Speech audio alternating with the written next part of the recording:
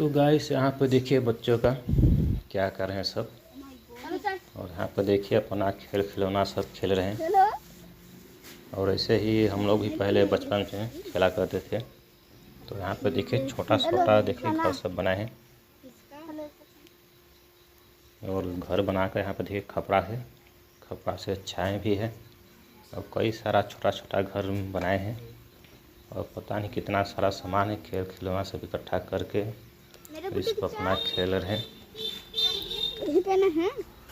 और ज़्यादातर देखते हैं कि यहाँ पर गांव देहात के ही बच्चे ज़्यादातर इसे ही खेलते हैं। और यहाँ पर पेड़ के नीचे बैठ जाते हैं और यहाँ पर दिन भर छाया रहता है। यहीं पर सब खेल खिलौना अपन खेलते हैं।